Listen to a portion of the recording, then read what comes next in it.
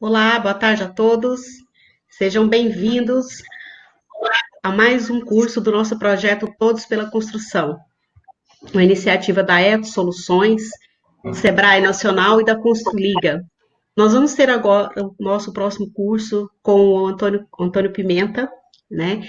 E ele vai falar sobre qualidade e inovação como fatores de sucesso na indústria cerâmica. Boa tarde, Antônio, tudo bom?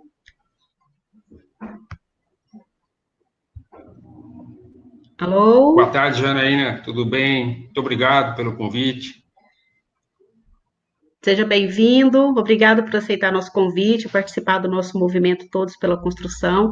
Saiba que para nós é uma grande satisfação ter parceiros como vocês nos ajudando no movimento tão importante para a nossa cadeia produtiva. Nós que agradecemos. Sou muito feliz aqui estar representando a Anicer e parabéns, de antemão pela iniciativa de vocês para centenas de cursos online que estão sendo disponibilizados nesse momento. Maravilha. Então, fica com você aqui. Bom trabalho a todos. Muito obrigado, muito obrigado. Senhoras e senhores, sejam todos muito bem-vindos. Eu quero agradecer a participação de todos vocês e, novamente, agradecer a Janaína, o Felipe Honorato, todo o pessoal da Etos Soluções, Construliga, do Sebrae Nacional, que estão com esse movimento, Todos pela Construção, um movimento muito, muito bom para o nosso setor, disponibilizando uma centena de cursos online. Eu estou aqui representando a Anicer, a Associação Nacional dos Fabricantes de Cerâmicas, estou muito honrado pelo convite, espero poder transmitir alguma coisa de inovação e de qualidade da indústria cerâmica vermelha para a construção. Ao final da minha apresentação, nós teremos algum momento de debates e perguntas, e eu espero poder concluir a apresentação aqui em apenas 40 minutos. Muito bem. O resumo dessa apresentação, eu vou falar um pouquinho dos produtos cerâmicos, que talvez nem todos tenham uma noção de qual é a gama de produtos que nós estamos falando. Quando nós falamos de cerâmica, é um universo muito amplo e abrangente, mas eu vou especificar muito bem de quais produtos cerâmicos nós estamos falando. O tema inovação em si, que é algo assim muito interessante também, o que significa inovação, quais são os níveis de inovação possíveis e o que a indústria de cerâmica vermelha tem feito no sentido de inovações. Vamos entrar no assunto de alvenaria estrutural, alvenaria racionalizada, comparação com os sistemas construtivos tradicionais, alvenaria de vedação. Falar muito também, ou citar algumas influências da inovação perante a norma de desempenho, a NBR 15575, que ela é obrigatória para a construção das moradias. É um desafio muito grande para todos da construção, porém, é também uma grande oportunidade de se poder atender os requisitos da norma que estão pautados aí. Finalizando, falar um pouco de pesquisa e desenvolvimento. Quando nós falamos de inovação, em geral, temos aquela inovação mais simples, mas também temos a inovação radical. E essa inovação radical, ela exige realmente um trabalho mais preciso de pesquisa, de desenvolvimento, requer investimentos, tem seus riscos também, e tem algumas coisas muito interessantes sendo feitas dentro do nosso setor. E finalizo a apresentação falando de sustentabilidade, porque qualquer tipo de inovação que se procure fazer, ela tem que ser para melhor, incluindo os aspectos da sustentabilidade. Vamos começar, então, falando um pouco a respeito dos produtos de cerâmica vermelha. Para quem não conhece, a Associação Nacional da Indústria Cerâmica, a Anicer, é uma entidade que representa os fabricantes de cerâmica vermelha em todo o Brasil. Os produtos de cerâmica vermelha que nós estamos referindo são esses que vocês estão vendo na tela, um resumo deles. Então, vamos ao primeiro produto, esse que está bem no centro, no alto da tela, que é um tijolo maciço. Um tijolo maciço que entra dentro da categoria de tijolos maciços ou tijolos perfurados. Então, geralmente tem esse formato de paralelepípedo, alguns com reentrâncias, alguns com algumas perfurações, tanto perfurações na horizontal quanto na vertical.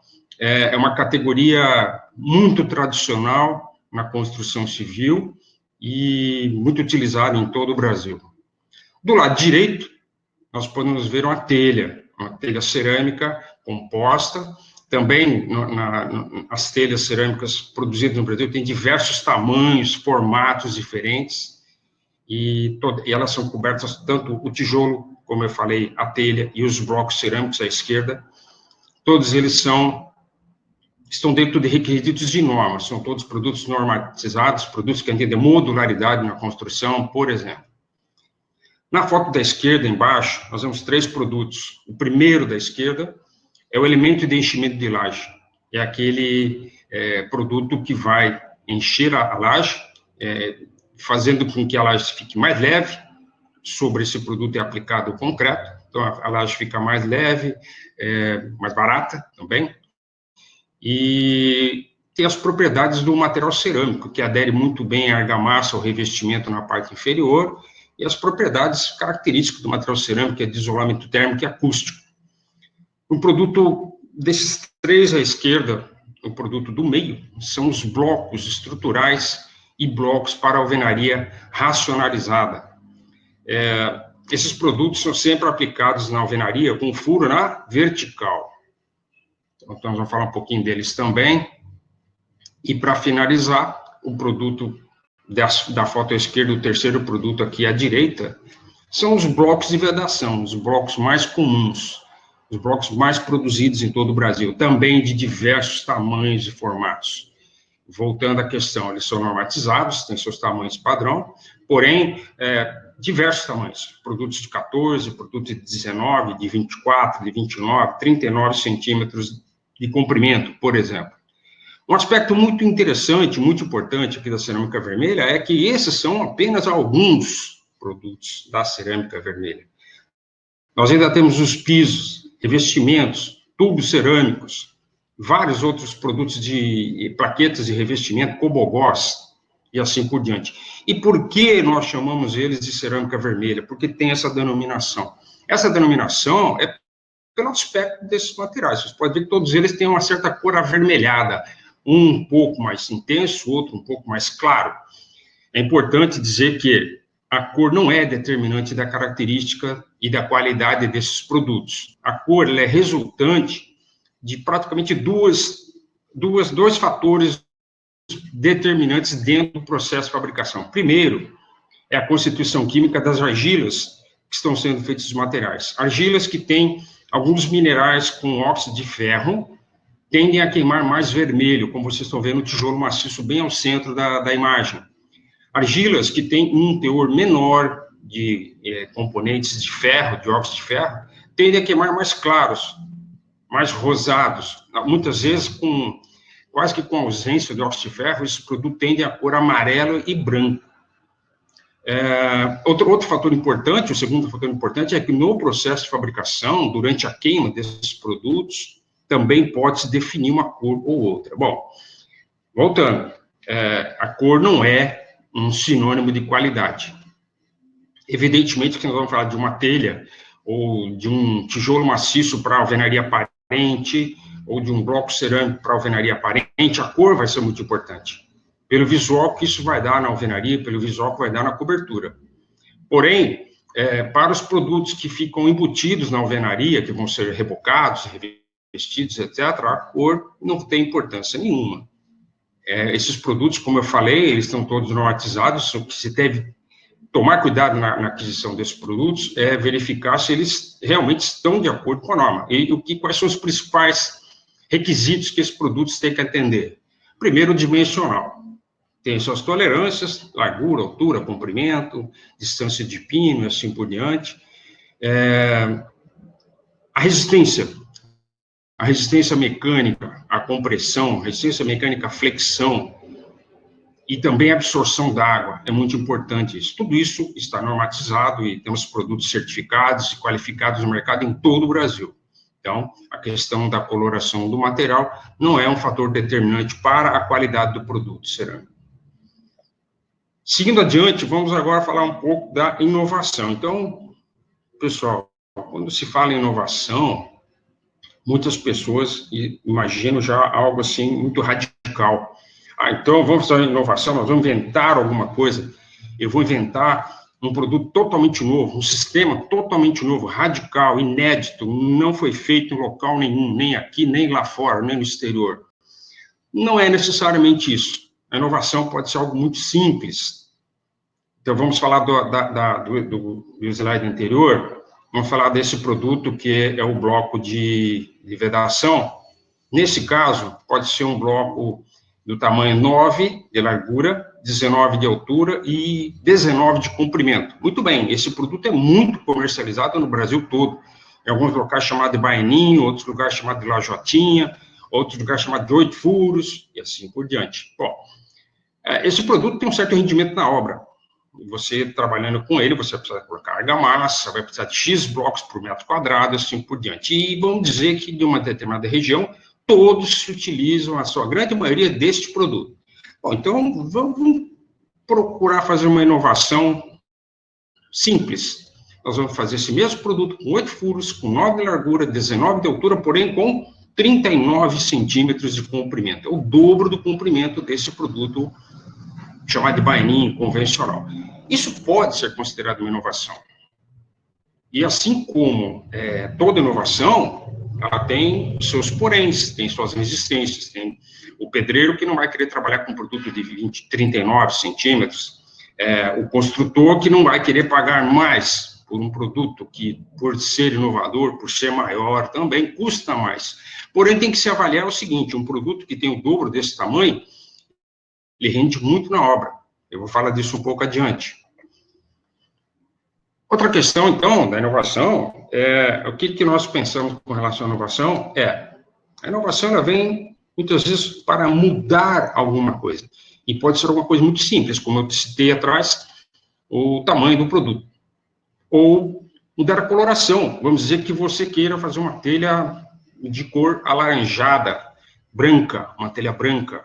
Então, isso pode ser considerado também uma inovação. Em uma região, um local onde isso não se tem. Um desenho diferente de telhas, também pode ser uma inovação. Alteração qualquer do produto que propicie algum benefício, alguma modificação, pode ser interpretada como inovação. Muito bem. E, na maioria dos casos, a inovação, ela deve buscar o quê? Deve buscar aumento da produtividade.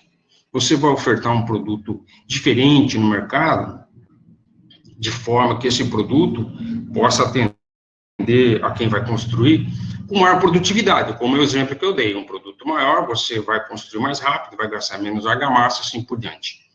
E, da mesma forma, diminuição de custos na fabricação, na construção.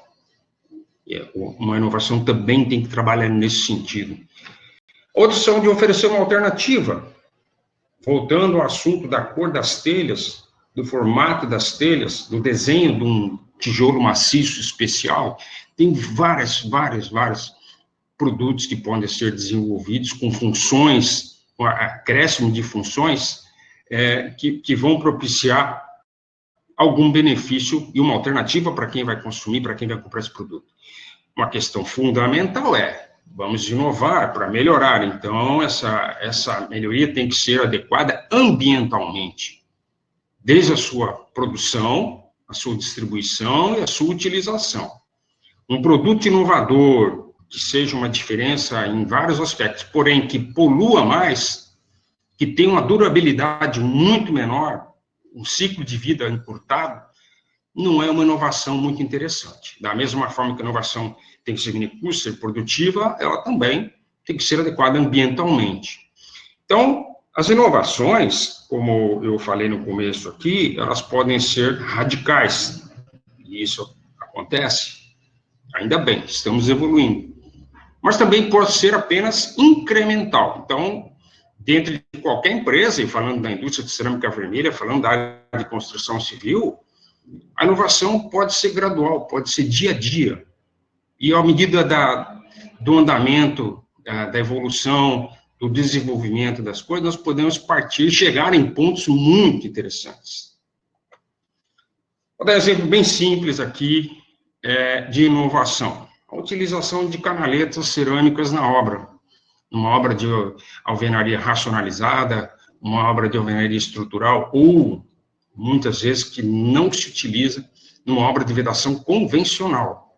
Bom, as canaletas, como vocês estão vendo aí, tem vários formatos. Temos a canaleta em formato de U, a canaleta em formato de J, a canaleta de diversos tamanhos, de diversas larguras também, de comprimentos, tudo atendendo à modularidade, a norma de modularidade para a construção civil. Bom, por que é uma inovação? Vamos dizer, de uma indústria cerâmica que não fabrica, não produza as canaletas. Ela vende toda a linha de blocos cerâmicos de vedação, mas não faz nenhuma canaleta. Aos clientes que estão comprando esses blocos cerâmicos na sua obra, terão que recorrer ao quê? A madeira. Madeira para poder fazer as amarrações, para fazer as vergas, contravergas, para encher de concreto. Ocorre que a madeira vai ser utilizada para fazer o enchimento de concreto nessa cinta de amarração, na percinta, em toda a obra, e vai ser retirada depois de algum tempo. Essa madeira se utiliza 1, 2, 3, 4 vezes, ela deixa de ter função, deixa de ser adequada para a utilização novamente. Passa a ser o quê? Um desperdício, um material que vai para o meio ambiente. Então, a utilização na construção dessas canaletas elimina as formas de madeiras para a execução da alvenaria. Aumenta a rapidez na execução da obra, reduz custo e a geração de resíduos na obra. Pessoal, a geração de resíduo em obra é um negócio muito sério. Globalmente, 40% de todo resíduo produzido, resíduos sólidos produzidos pelas atividades humanas, 40% provém de atividades da construção civil. 40%. Então, veja aí, alvenaria racionalizada, alvenaria estrutural, a utilização das canaletas contribuem para a diminuição de resíduos na construção.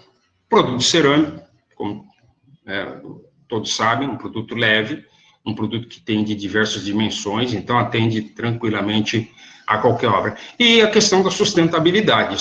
Só nesse exemplo, nós já reduzimos, por exemplo, em uma construção, a geração de resíduos, e também a necessidade, deixa de haver a necessidade de se utilizar madeira para essa função. Esses dois aspectos já são dois aspectos de sustentabilidade. Um exemplo simples de inovação. Para quem não utiliza, nós precisamos dizer que o pedreiro se adapte a isso, que a construtora, a pequena construtora, entenda que é um benefício para ela também. À frente, agora aqui, esse assunto eu vou passar bem rápido, porque hoje pela manhã nós tivemos 2 cursos sensacionais com o Guilherme Parquesian e com o Rangel Lage, 2 cursos sobre a nova norma de alvenaria estrutural, e o Rangel também falou muito a respeito da alvenaria estrutural. Então, são assuntos riquíssimos em termos de informações, mas vamos falar aqui. A alvenaria estrutural no Brasil, ela se intensificou no final do século passado, e os produtos cerâmicos hoje atendem muito bem a nova norma de cálculo, execução de obra com alvenaria estrutural. Então, vocês têm aqui na foto, no centro aqui desse slide, uma maquete de uma construção alvenaria estrutural. Então, vocês podem observar ali a colocação do grout para fazer isso aqui, a amarração desse canto, a colocação da caixinha de energia elétrica sem precisar rasgar a parede toda, passando conduíte por dentro dos furos, o feitio das vergas, contravergas, blocos de canto. Então, os blocos cerâmicos são totalmente adaptados à alvenaria estrutural e alvenaria racionalizada, com todos os benefícios que o Parquesian e o Lage falaram hoje de manhã nos 2 cursos que apresentaram brilhantemente. Parabéns aos 2 pela apresentação. São pessoas que estão no nosso meio e sempre trazendo boas informações para todos nós. Eu não vou me estender muito nesse assunto, mas o que foi comentado hoje de manhã também, a alvenaria estrutural ela pode propiciar até 30% de redução dos custos na construção, com relação à alvenaria tradicional. E a alvenaria estrutural, isso também o Rangel comentou hoje pela manhã, acho que foi um caso de uma pergunta. A alvenaria estrutural com bloco cerâmico tem um custo muito equivalente a construção, por exemplo, de paredes injetadas de concreto. A questão é que a parede injetada de concreto tem um aspecto de produtividade na obra, de velocidade na obra, de menos mão de obra dentro da obra, que chama atenção. Mas estudos recentes estão sendo feitos, aprofundamento disso, inclusive com aplicativos, mostram que a alvenaria estrutural com bloco cerâmico tem um custo muito equivalente à construção de paredes injetadas de concreto moldadas em loco, e com aquelas vantagens que nós sabemos que o produto cerâmico tem. Mais leve, melhor isolante térmico, melhor isolante acústico. Então, esses são aspectos que são muito interessantes. E outra coisa é a agilidade, né, também, que o produto cerâmico propicia, desde uma grande obra até pequenas obras, pequenas construtoras, que têm acesso a essa tecnologia da alvenaria estrutural com blocos cerâmicos e dificilmente vão ter acesso, por questões de volume de produção, de construção, a uma alvenaria injetada em loco, por exemplo. Só para finalizar, nesse aspecto de inovação, de produtividade, vocês estão vendo aqui na foto da direita 3 paredes que foram construídas para demonstrar sistemas construtivos com blocos cerâmicos. Então, nós temos a primeira parede da esquerda, feita com aquele bloco de 8 furos que eu falei para vocês lá no começo, o baianinho, o famoso baianinho. Então, um bloco de 9 de largura, 19 de altura e 19 de comprimento. A segunda parede é construída com um bloco que é o dobro do comprimento dele. É o 9, 19 por 39. Então, quando nós precisamos aqui de 12 peças para perfazer um metro quadrado, 12 peças e meio, precisamente, na construção com bloco 9, 19, 19, serão 25 blocos para fazer um metro quadrado. Essa diferença de 25 peças por metro quadrado para 12 peças e meio por metro quadrado, bom, reduz, para começar, o consumo de argamassa nessa parede por volta de 30%.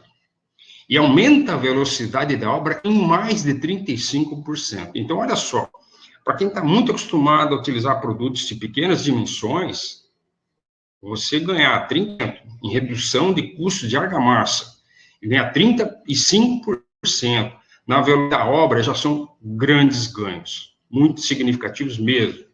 Se eu ver a última parede, já é um bloco de alvenaria de vedação racionalizada, também pode ser estrutural nesse caso, e com o diferencial que vocês estão vendo que aqui já tem a caixinha de energia elétrica instalada, né, sem a necessidade de fazer os rasgos na parede, que aquelas 2 paredes anteriores terão necessidade, gerando mais resíduo, mais trabalho, assim por diante. Então, a alvenaria racionalizada também é uma inovação, e que não é praticada em muitas obras. Muitas obras nós encontramos os blocos de pequenas dimensões, com todo o seu desperdício, com toda a sua intensiva mão de obra. Muito bem. Partindo adiante, vamos falar um pouquinho de algumas inovações que têm ocorrido no Brasil. Nesse caso, vocês estão vendo uma parede pré-moldada, uma parede com enchimento de material cerâmico.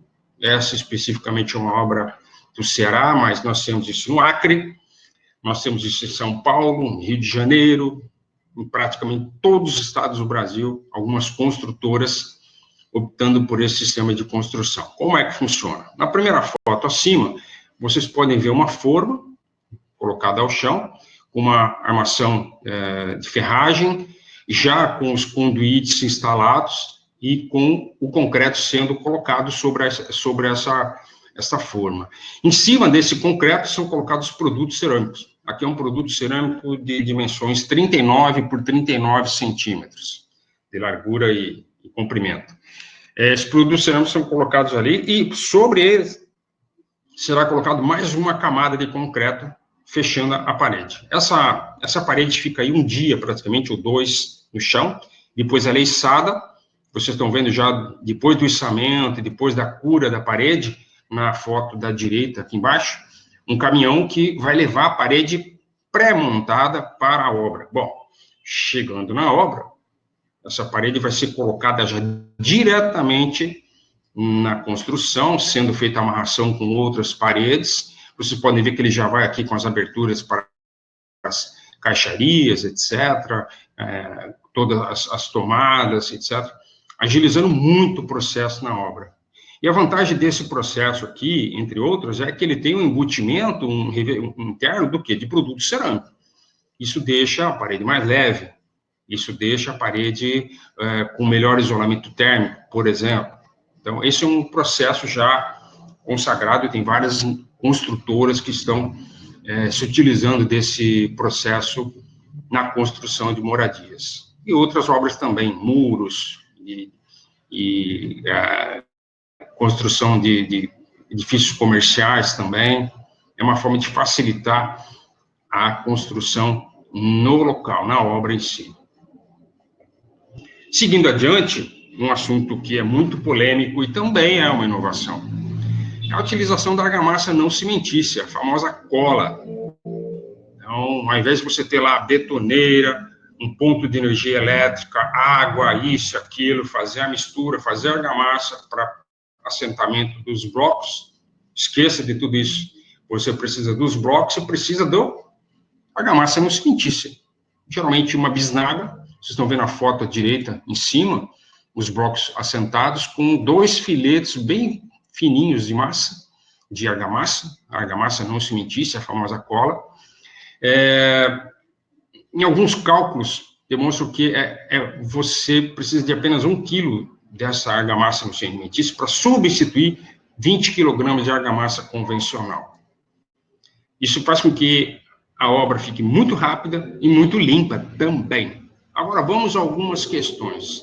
Vocês estão vendo na foto da direita, acima, que a argamassa ela é colocada em pequena quantidade, então ela não vai dar, geralmente, aquele 1 centímetro que é obrigatório na alvenaria estrutural, por exemplo, e na alvenaria de vedação ainda não temos esse rigor normativo, mas ela vai dar uma espessura bastante pequena. Isso requer com que os blocos cerâmicos utilizados tenham boa precisão dimensional. Outra questão muito importante, que vocês podem observar aqui, que também não é colocada argamassa na junta vertical, a famosa junta seca. Bom, isso tem seus poréns, no isolamento acústico, na impermeabilidade e assim por diante, tá certo? Se nós formos ver a obra aqui embaixo, nessa foto da esquerda, vocês estão vendo que é uma alvenaria de vedação. Isso ainda aqui no Brasil não é permitido a utilização desse tipo de sistema de cola, junta seca e assim por diante para alvenaria estrutural. Somente a alvenaria de vedação, que não tem uma normatização, na verdade, essa alvenaria em si, ainda não. Tem uma norma que está sendo discutida, que ainda vai ser trabalhada, muito mais. Então, você pode observar que essa construção, você praticamente não vê nada de argamassa, as juntas são mínimas possíveis, você vê uma abertura, um rasgo lá no fundo para se instalar o conduíte, ou seja, uma alvenaria de vedação convencional. Ela tem muitas vantagens com relação à alvenaria tradicional. Então, é muito mais rápida, muito mais limpa e utiliza muito menos pessoas na sua execução. Existe uma empresa aqui no Brasil que fabrica essa argamassa que já fez todos os testes da norma de desempenho, inclusive uma norma, um teste de envelhecimento da alvenaria, simulando lá uma questão de quanto tempo que essa alvenaria ia suportar sem ocorrer alguma patologia, e passou em todos os testes. É importante lembrar, pessoal, que isso aqui também é uma grande inovação, como eu falei, requer produtos cerâmicos com uma certa precisão dimensional, e é uma adaptação brasileira. Está sendo utilizado nos países aqui da América do Sul, bastante. E na Europa, isso já é consolidado, na Europa isso já tem anos que é utilizado, só que com algumas diferenças. Na Europa é utilizado, inclusive, para alvenaria estrutural. Ocorre que lá, com um mercado onde você consegue investir, tem um produto com maior valor agregado, etc., maior produtividade, são feitos a partir de blocos cerâmicos, muitas vezes aquele bloco cerâmico alveolar, um bloco de 30, 40 centímetros de largura, com várias paredes internas, que vão dar um isolamento acústico e térmico fantástico para os rigores do inverno europeu, por exemplo. E essas paredes são paredes de 3,5 metros de altura, 9 metros de comprimento, feitas totalmente com esses blocos, com os furos assentados na vertical. Bom, para que isso seja muito bem feito, os blocos, depois de queimados em forno, etc., eles passam por uma sala de retífica. Esses blocos são totalmente retificados com rebolo de diamante, etc., de forma que a superfície de contato, onde será colocada aqui, são superfícies extremamente planas e paralelas de grande precisão. Tudo isso, infelizmente, aqui no Brasil ainda não foi possível se trabalhar com um sistema desse. Tecnologia tem, porém, é um custo ainda para nós aqui muito elevado. E a exigência de isolamento térmico, por exemplo, não é tão rigoroso quanto o inverno europeu, em algumas regiões que é um inverno prolongado, um inverno rigoroso demais. Então, isso aí, mais uma inovação que pode ser muito bem trabalhada, muito bem estudada. Falar um pouquinho aqui a respeito de projetos que ainda estão em desenvolvimento. Então, tem uma série de empresários que já desenvolveram produtos diferentes para sistemas construtivos diferentes, mas, infelizmente, não levaram isso ao mercado, ou, ao levar ao mercado, não tiveram a receptividade que esperavam. Então, tem muito produto já desenvolvido que está na prateleira. Não chegou, não é hoje consagrado, não é utilizado. Falar aqui do primeiro produto à esquerda acima, e também podemos falar do segundo. Então, são dois blocos cerâmicos, um para alvenaria estrutural e outro para alvenaria de vedação convencional.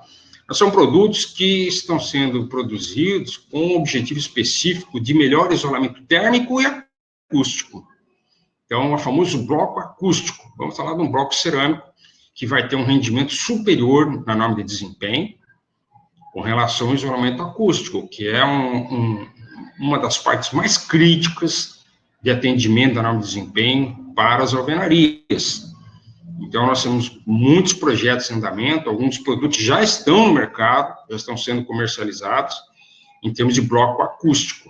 O bloco aqui da direita, ele também tem a função acústica, esse bloco aqui do centro, né, da foto do centro, também tem um excelente isolamento acústico, até pela dimensão dele, a largura exagerada dele, mas ele está sendo desenvolvido muito mais para aplicações de isolamento térmico, onde se precisa realmente um isolamento térmico superior. Um bloco com um desenho desse vai conseguir atender plenamente ao isolamento térmico. E, por fim, na parte de baixo, nós estamos vendo alguns modelos de telhas que já tem embutida na sua superfície uma placa de fotovoltaica.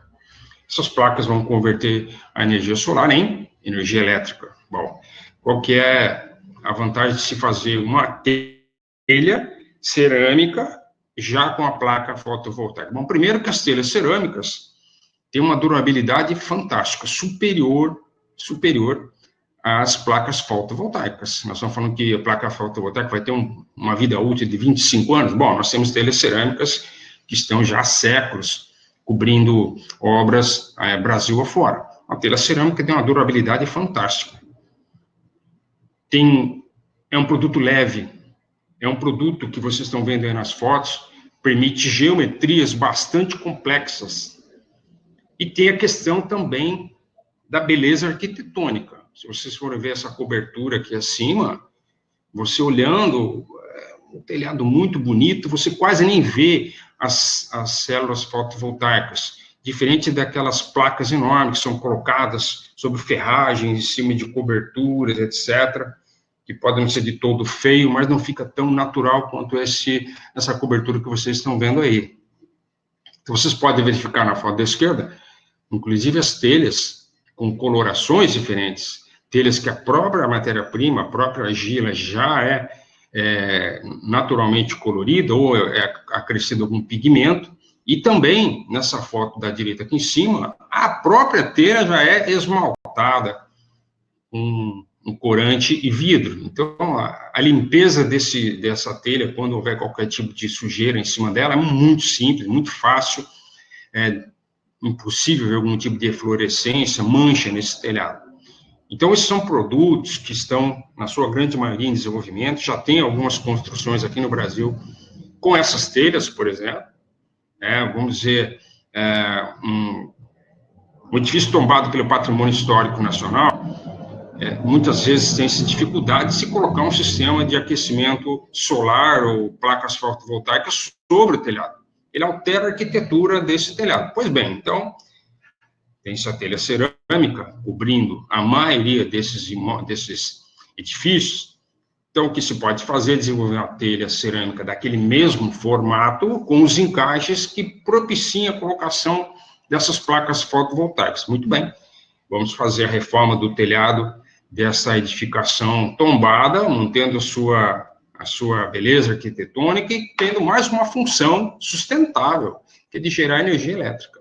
Então, esses produtos estão sendo, aos poucos, sendo colocados no mercado. Finalizando aqui, pessoal, a questão da sustentabilidade. Né? Então, a sustentabilidade, se nós formos definir em poucas palavras, é a forma com que nós interagimos com o meio ambiente, utilizando os recursos naturais da melhor maneira possível, preservando recursos para gerações futuras e o meio ambiente também para gerações futuras. Existe uma grande polêmica entre os ambientalistas e os capitalistas, etc., de que tudo que nós fazemos na nossa atividade diária impacta ferrenhamente no meio ambiente ou não. Não é?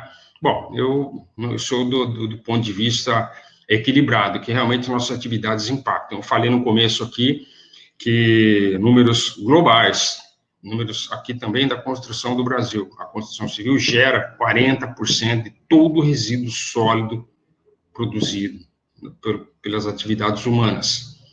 Bom, então, nós temos que realmente pensar na sustentabilidade desses produtos. A Anicer tomou iniciativa, a primeira entidade da construção civil, que tomou iniciativa de fazer avaliação do ciclo de vida do produto cerâmico.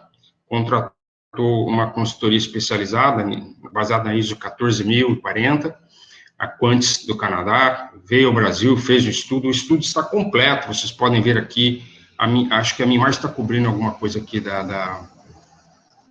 do endereço, mas é anicer.com.br/ACV. Nesse endereço, vocês podem ver os 2 estudos completos que foram feitos de avaliação de ciclo de vida do produto cerâmico. A avaliação de ciclo de vida nada mais é que analisar os impactos ambientais, os impactos da saúde humana de uma atividade, de um produto.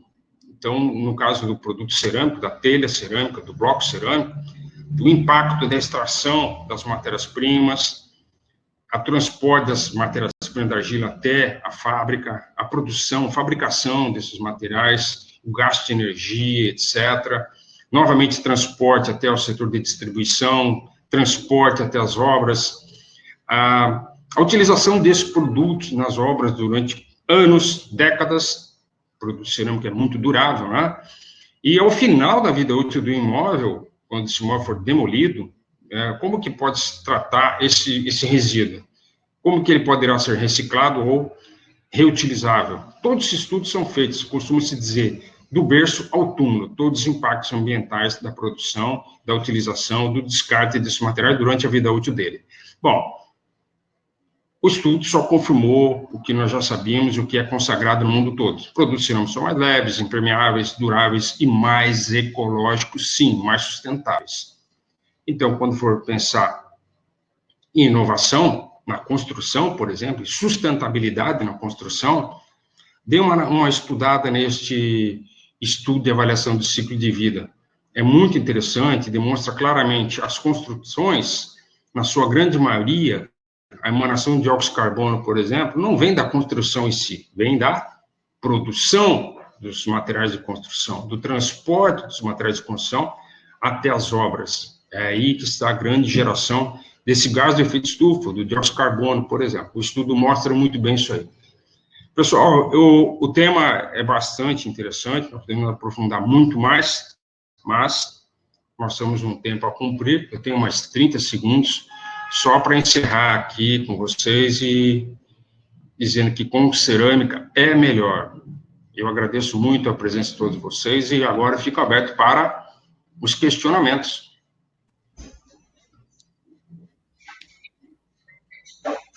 Olá, olá, Antônio Carlos, tudo bom? Tudo bom? Tá me ouvindo? Estou ouvindo bem. Boa tarde. Uma observação. Boa tarde, Boa tarde, parabéns. Felipe, tudo bem? Tudo bem, meu amigo? Parabéns, antes de mais nada. Tudo bem. É um prazer estar com você novamente. Viu? É sempre um prazer estar com um Muito amigo, obrigado. antes de mais nada, e principalmente poder receber um contingente tão grande de conteúdo em tão pouco tempo. A Anicer está de parabéns, primeiro por apoiar o movimento, porque é um movimento Obrigado. não da Ethos, não é da Liga, não é do Sebrae Nacional, é um movimento de todos nós do setor de construção civil, que a gente precisa realmente aproveitar, né, tentar transformar um problema em uma unidade, né? Transformando essa situação, esse nosso home office, numa troca grande de conhecimento. Então, antes de mais nada, dar os parabéns a você pela explanação, mas os parabéns à Anicer, porque possibilitou até um conhecimento sobre o setor cerâmico, e o pessoal está tirando bastante coisa nesse dia, na verdade. A gente começou, tivemos 2 palestras maravilhosas, do Guilherme anterior, inteira, foi ótimo, e eu acho bastante ilustrativo nesse sentido. Mas vamos lá, vamos começar com as perguntas, né? Que eu acho que o público nosso ali está pensando e quer tirar mais um pouquinho do seu conhecimento. Vamos lá. Bom, na sua visão... É um prazer. Produtos inovadores podem ou devem ser patenteados? Quer dizer, como é que você entende a questão não só da patente, tá? E como o empresário deve começar a se portar em relação a isso? Pode falar um pouquinho para a gente sobre isso? Sim, é uma pergunta muito interessante. Veja só, eu comentei a respeito das inovações incrementais ou inovações radicais. Muitas vezes o empresário vai investir um certo tempo, alguns recursos para desenvolver algo diferente. Quando ele consegue realmente um produto que seja inovador, que seja diferente, que tenha algum aspecto que vai ser muito importante lá na construção, ele pode pensar na patente desse produto. Ou, no mínimo, registrar o desenho industrial, para que as cópias, né, que vão surgir naturalmente não copiem exatamente aquele desenho que ele projetou. A questão da patente, ela é muito onerosa, ela é muito demorada também. Então, a ideia é, ao se desenvolver um produto que tem algumas características realmente diferentes, deve-se contratar e consultar um escritório de marcas e patentes para que ele possa fazer o levantamento de patentes e produtos semelhantes que existam no mercado, e só então entrar com um eventual pedido de patente, que tem algum prazo longo para que seja concedido aqui no Brasil, pelo menos é muito longo, e depois, ao final de toda análise, é possível haver contestações de empresas ou pessoas que já desenvolveram aquilo e contestem essa patente. E, sendo concedida a patente, tem também um tempo posterior para que ela seja utilizada até que ela caia em domínio público. Então, é um risco, a inovação também é um risco. E eu conheço muitos empresários que desenvolvem novos processos, novos sistemas de produção dentro de suas indústrias e não se incomodam nem um pouco que o vizinho vem e copie ele. Tudo bem. Tem aqueles que ficam muito aborrecidos com isso. Então, a sugestão é, se você tem realmente um produto inovador, um produto de uma inovação disruptiva realmente, contrate e consulte um escritório de marcas e patentes para ver se você vai conseguir proteger isso como uma invenção, como uma inovação, exatamente. Outra questão muito importante é que a inovação, como quase todas as atividades empresariais, ela tem alguns riscos também. Então, você investe e pretende ter o retorno desse investimento. Muitas vezes você não consegue o retorno que queria e muitas vezes acontece de alguém simplesmente copiar aquilo que você fez e vai dividir o mercado com você.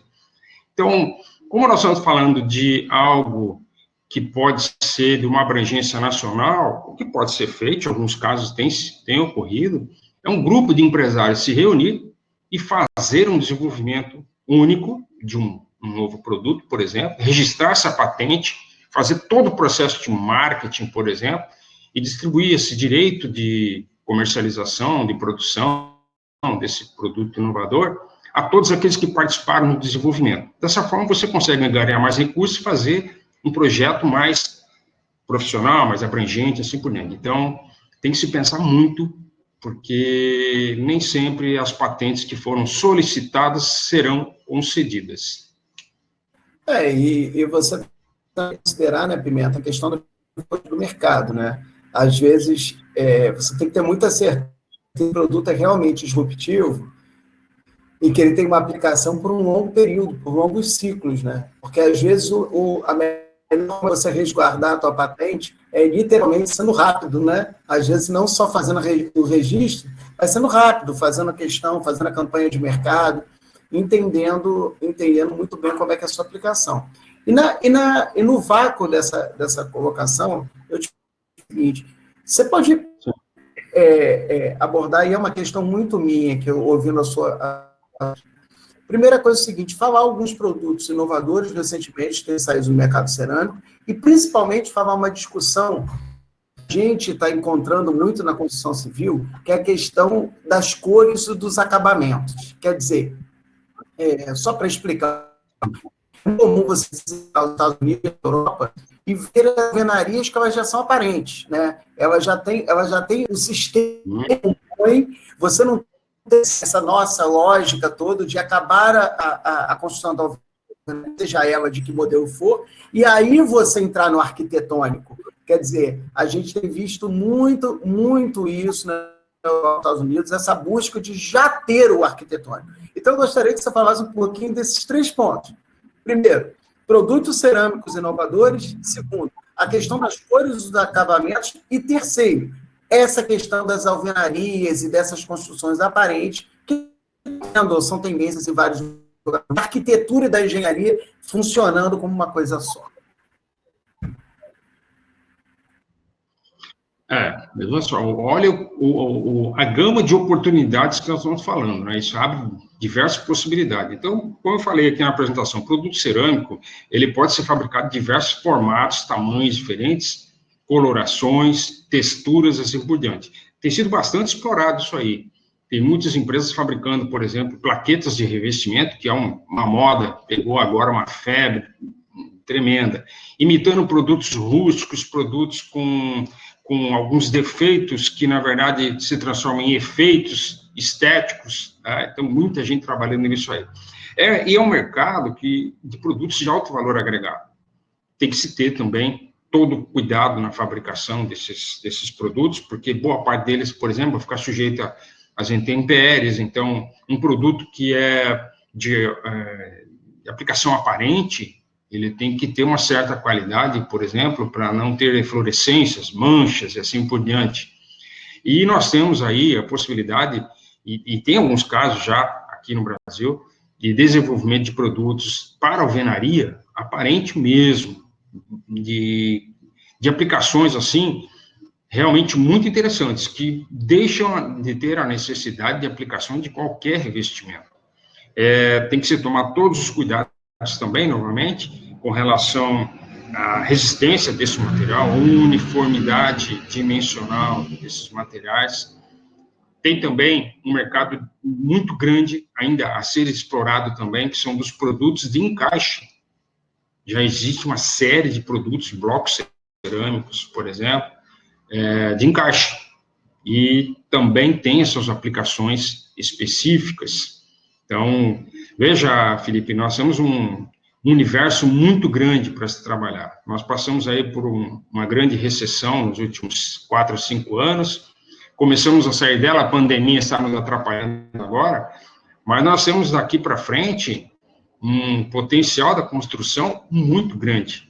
Então, aqueles que conseguirem sair à frente, sair com algo diferente, sair com algo inovador, dar uma alternativa de uma construção aparente, por exemplo, de boa qualidade, terão bons mercados pela frente também. Evidentemente que isso tem que ser feito com muito cuidado, com qualidade, E aquilo, a inovação que fica na prateleira não resolve o problema do empresário. Essa inovação tem que ir para o mercado, é preciso ouvir o mercado, é preciso fazer divulgação desses produtos, levar efetivamente esses produtos para quem vai projetar, para quem vai construir. Os potenciais são enormes, e o produto cerâmico tem muito a contribuir nesse sentido. Eu concordo com você. Não sei se você respondeu alguma questão. Não, eu concordo com você. Inclusive, eu vejo que a construção como um todo, ela está a repensar, e aproveitar para se repensar mais ainda do que a gente já vinha desde a crise de 2012, 2013, né? Culminou o ápice em 2014. Eu tenho uma pergunta aqui, que é o seguinte: o preço dessa cola usada para substituir a argamassa, onde eu encontro ela? Tem uma pergunta específica sobre isso.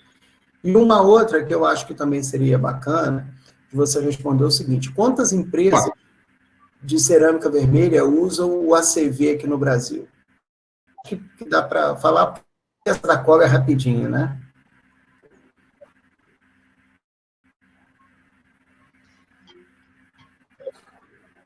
A cerâmica vermelha atendem ao ACV?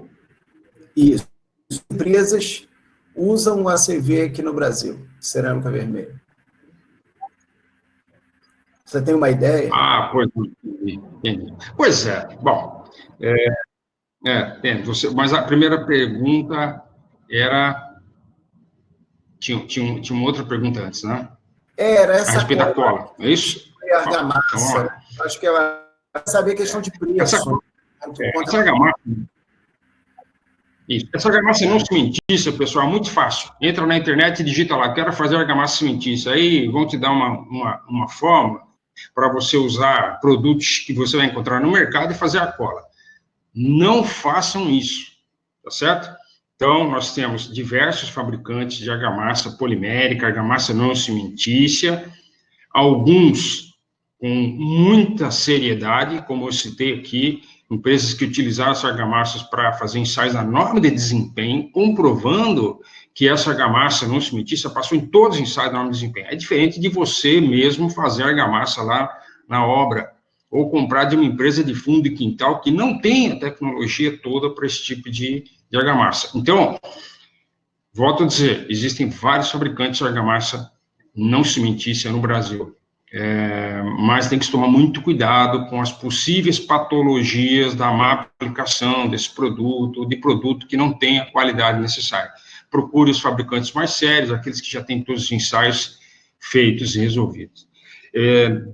Alguns estudos que eu vi mostram que o custo na construção cai muito com a argamassa, porque você tem um rendimento na obra fantástico, trabalha com menos pessoas, assim por diante, né?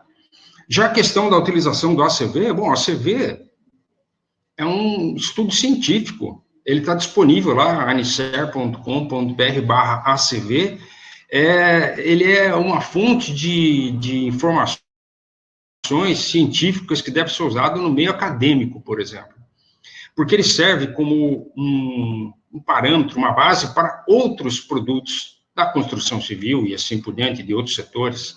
Então, a ACV...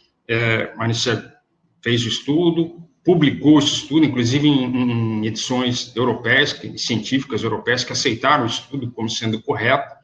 Então, ela serve para todas as indústrias de cerâmica vermelha, que cumpram aqueles requisitos que estão ali dentro também do estudo do ACV.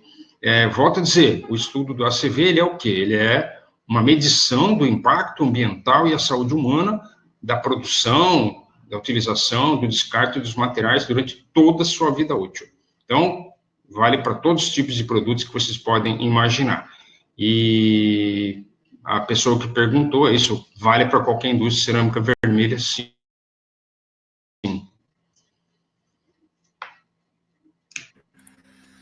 Bom, gente. Mais algumas perguntas lá, Felipe? As perguntas aqui não param de sair, né, Pimenta? O assunto é bastante enriquecedor e demanda, e as pessoas acabam que demandam diversas outras questões. Inclusive, fica o convite para outras oportunidades. Se você quiser, esteja conosco, já vai estar mais uma vez, mas esse convite está sempre entendi. Isso. Eu estou com algumas perguntas, eu culpo aos participantes, porque não dá para responder todas elas, inclusive o Rodolfo, enfim, que a gente conhece pessoalmente, mas não tem como responder todas elas, te dar um tempo para você fazer o seu encerramento, tá? E poder dar suas palavras finais aí ao público para a gente cumprir o nosso horário, enfim, ficar super tranquilo. Tá bom? Muito bem, muito bom. Eu só tenho a agradecer realmente mais uma vez a vocês, né, por toda a iniciativa desse movimento Todos pela Construção, a Ethos, ao apoio aí do SEBRAE, da Construliga, e a Anicer também, a qual estou representando aqui, a você, que é sempre um prazer revê-lo, em toda a atividade que eu vejo que você também não para, Brasil afora, parabéns pelo seu trabalho, a Janaína também, e agradecer a todos aqueles que ficaram durante esse período aqui, ouvindo um pouco do que nós temos para apresentar. Espero poder retornar breve e mais uma vez, parabéns, muito obrigado pelo convite. Bom, eu, Felipe Honorato, em nome da da Construliga, em nome do SEBRAE Nacional, eu agradeço imensamente a sua palestra, Pimenta. Agradeço mais uma vez essa oportunidade de ter uma pessoa com tanto conhecimento aqui conosco, e agradeço a Anicer por estar participando com a gente dessa iniciativa. Lembrando que essa iniciativa não é nossa, é de todos nós, é minha, é sua, Pimenta, é de todas as pessoas que estão assistindo, é de todas as que estão alinhando, estão aqui participando conosco. Agradeço imensamente e espero vê-los em outras oportunidades, inclusive no próprio curso seguinte que o Pimenta vai dar com a gente. Se não me engano, é quinta, né, Pimenta? É quinta ou é amanhã? Dia 26. Dia 26? Então, pronto, ó, gente. Se preparem, reservem suas agendas, porque dia 26 tem um pouquinho mais de conhecimento sobre o tema cerâmico. E, novamente, agradeço a Anicer pelos seus participantes. Nós, todos, pelas... Grande abraço, muito obrigado pela oportunidade. Nós, aqui do Todos pela Construção, só temos o que agradecer. Obrigado e até o próximo curso. Um abraço a todos. Boa tarde. Até logo a todos. Até logo.